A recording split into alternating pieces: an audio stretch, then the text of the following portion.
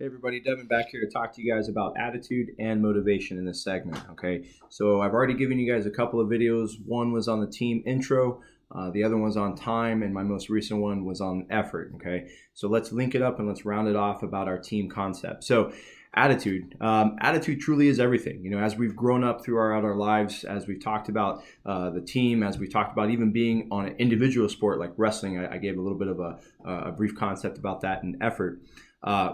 Attitude, it's how we approach things, right? It's how we get things done. If we don't have a good attitude about things, we're probably not going to be able to accomplish at the level that we need to. If we walk into a room and we don't command it as leaders with a good attitude, most people will probably say, man, that's the guy or gal that's supposed to be leading this charge. I don't know if I can get really behind that. So if we have a good attitude when we walk in, when we're present for our duty, or when we're present for our job, that's really going to help out with the team. And even when you're doing an individual project, when you have a good attitude doing it, your effort and the time that you put in is really going to show throughout that. So let's talk a little bit about attitude, right? We are in front of people all the time, even if we think that nobody's looking, right? Even if we're having a bad day, people see that, people reflect that, or people see that, and it's really a reflection of how we're doing. So leaders are constantly being evaluated by every echelon of the organization that they're in. And, even when we're trying to impress our bosses or other leaders or whatnot, to be honest with you, it's really about the folks that we're leading. It's about the followers, right? It's about the folks that are even not within our departments that we need to talk about or that we need to focus on. So when a leader has a bad attitude, this emotional feeling can really carry over in the workforce. And again, it's not just about the people that we're leading. It's about those others that may see us and may even consider us leaders outside of their sphere. And if they see us like that, and they're like, "Man, that guy has a bad attitude. I don't know if I can get behind that or whatnot." But hopefully, they'll actually say, "Hey, how are you? What's going on? How can I motivate you a little bit?" We'll talk about that in a minute. How can I help you in your journey to becoming successful so that we're all successful, right? It's an organization, it's a team. So again, bad days can be noticeable, but the team should be there. And my question to everybody when I talk about this is, have you ever had a bad day? Or I'll say it the other way. If somebody has never had a bad day, please raise your hand. I need to know how to do that, because that's definitely not something that I'm familiar with. We've all had bad days. So bad days can be noticeable, but the team really, like I said, should be there for you. So learning how to deal with those punches reflects positively on leaders. With a good attitude, the team has a much greater opportunity for success.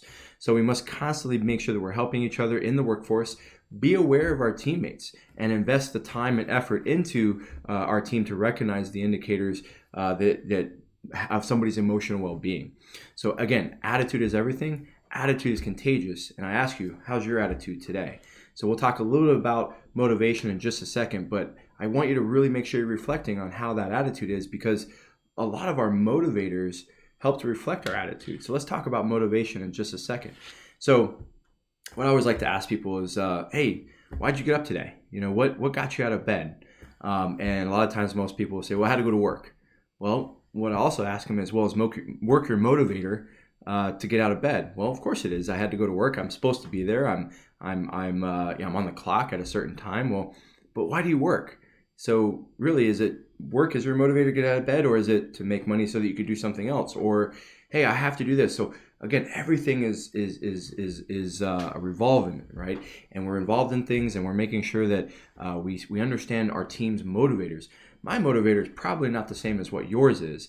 My motivator, a lot of family is my motivation. I want to make sure that they're taken care of, that they experience certain things. And unfortunately for that, you got to make a little bit of money to make that happen. So again, I ask people, what's your motivator? Mine is kids. Mine is the things that I like to do. I love baseball. I love sports. So I like to go watch those. So my motivator for working is so I can go have some fun, work hard, play hard. Other motivators, I've had one individual tell me before, I want to be a doctor. And I was like, no, why are you here? What are you going to work for us for? Well, I want to be a linguistic doctor. I do, linguistic program management. So I want to be a language doctor. All right, well, you want to get a little bit of experience. Got it. So that's a motivator for him so he can take the next step. So, I always ask folks, why do you do what you do? So think about that motivation as we talk about this in the team concept. Take that motivation, think about how much time and effort you put into that motivator. if I really want to play baseball, or if I really want to be a good anything at whatever job, I want to be a good program manager, I'm probably going to take some time and a little bit of effort and have a pretty good attitude, hopefully, because all of those things compound on each other, right? And if I want to have a good team, if my motivator is to make sure that people are successful, right? Because people are also my major motivator, I'm going to make sure that I'm investing time and effort to make those things happen. So you see the circularity of things coming together, right? So what's your attitude towards it, right? Are you having a good attitude towards your motivators? And do you study? Do you read? Do you talk about your motivator with other people and share those journey and those milestones to get there? If not, I highly encourage you to do that. And make sure you're investing in your motivator, right? And sometimes investing isn't just about money. And again, it goes back to time too. How much time are you spending on it? And some people's motivators may change over time. Recognize that in our workplace. That's something that I recognize on our team. Is some people sometimes, I have a one of my subordinates. They'll say, hey, today I'm focusing on this. All right, well, why do you want to do that? Well, I'm kind of shifting my trajectory. I want to do some other things. So they're motivated to grow.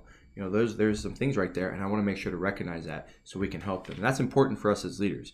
So there's several theories about what motivates people in the team concept, right? The team is all encompassing, not just the work, but it's, again, like I explained, the holistic self. So again, what motivates you? Again, my motivation is people, specifically seeing that people in my sphere succeed and people outside my sphere, even those, so that we affect and we become well-rounded. And so while enhancing the abilities for those outside of my sphere, I want them to do well, okay? So we all need motivators, and we need to make sure that we recognize those, and make sure you're keeping yours in mind, because it's really important, and that's part of our team concept. Thanks for taking some time with me today. Enjoy, and make sure the team concept is something that you look into and maybe even follow. Have a good one.